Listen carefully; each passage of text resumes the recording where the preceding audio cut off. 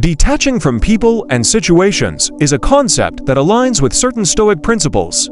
Stoicism, an ancient Greek philosophy, teaches individuals to cultivate inner tranquility by accepting the things they cannot change and focusing on what they can control. In this video, we will delve into the teachings of Stoicism, examining how each principle can be applied to the practical steps outlined for detaching from people and situations. The first step in detaching from someone is to step away temporarily. This is not a gesture of avoidance, but a strategic move to gain perspective and prevent our emotions from clouding our judgment. Stoic philosopher Cicero, in his letters to Lucilius, emphasized the need for retreat to understand oneself better. He wrote, "Retire into yourself as much as you can. Associate with people who are likely to improve you. Welcome those whom you are capable of improving." Stoicism teaches us that our reactions are within our control, and by stepping away, we create the space to choose our responses consciously. Allow yourself the solitude to contemplate your feelings and thoughts. Seneca's words echo the Stoic belief that self-awareness is the first step toward mastery over one's emotions. Imagine you're in a busy city, and everything around you is loud and chaotic. Stoicism suggests that when dealing with tough feelings or a confusing situation involving someone, it might be a good idea to take a little break. It's like finding a quiet spot in the middle of the city to catch your breath. It's a bit like taking a timeout in a game. You don't leave the game forever. You just step away for a moment to clear your head. Stoicism teaches us that our feelings are a bit like the weather, they come and go. By stepping away, you're giving yourself a chance to let the storm in your head settle down, making it easier to figure out what to do next. Find a quiet place or a quiet time, like taking a short walk, sitting in a park, or just sitting alone in your room. The second step in detaching from people involves a careful consideration of whether distancing is a rational and virtuous choice.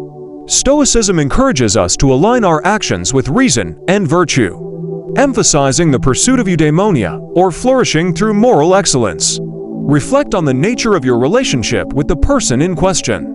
Are they conducive to your moral development and well-being? Stoicism teaches that distancing from toxic or harmful relationships is not a sign of weakness, but a manifestation of wisdom and virtue. Imagine you're hanging out with friends, and one of them starts doing things that make you feel not so great. Stoicism suggests that just like choosing good friends, you should think about whether it's a good idea to keep hanging out with this person. Stoicism is big on choosing things that make us better people. So, the idea here is to think about whether the person you're dealing with is making your life better or more challenging. The third step of detaching involves engaging in open and honest communication with someone we rely on. This aligns with the Stoic idea of the philosophical friend, someone with whom you can share your thoughts, fears, and struggles. Seneca, in his letters, wrote extensively about the importance of friendship and the role it plays in our pursuit of virtue. He stated, "The greatest blessing that can be bestowed upon a man, next to that of a sound judgment and a modest temper, is that of a friendly acquaintance, a man he may consult just as he would a mirror." Stoicism suggests that when you're dealing with tough feelings or a confusing situation, it can be super helpful to talk to someone you trust. Imagine this person as your wise game buddy, somebody who can give you good tips. Establish limits for your feelings. The Stoic philosophy places a strong emphasis on understanding and managing our emotions rather than suppressing feelings. Stoicism teaches us that finding this balance is like creating a sturdy tower that can withstand the challenges of the emotional game. Imagine your feelings are blocks of different colors: happy, sad, angry, and so on. The fourth step of detachment involves establishing limits for our feelings. This does not mean becoming indifferent or unfeeling, but rather exercising control over the intensity and duration of our emotional responses. Imagine your feelings are like colorful blocks, and sometimes they pile up and become a big tower. Well, Stoicism suggests that it's a good idea to set some rules for how high your tower of feelings can go. The fifth step in detaching involves a thoughtful consideration of the potential consequences of distancing oneself from a particular person. Stoicism teaches us to engage in foresight, assessing the long-term implications of our actions. Stoicism suggests that when you're considering stepping away from someone, it's like thinking about which trail to follow in the forest. Stoicism believes in thinking ahead, like planning your moves in a game. Give yourself a break from social media.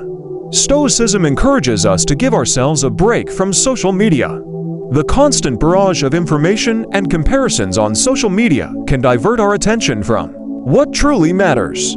Stoicism teaches us that our minds need breaks just like our bodies need rest. Social media can be like a constant stream of puzzle pieces, updates, pictures, and news. And sometimes it can be a bit too much. Focus on your essential needs. Stoicism emphasizes self-sufficiency and inner resilience. By focusing on your fundamental needs for emotional stability and moral integrity, you align your actions with Stoic virtues. In the journey of detaching from people and situations, Stoicism offers profound insights and practical guidance. These principles serve as a beacon guiding us toward a life of virtue, wisdom, and emotional well-being. Thanks for watching.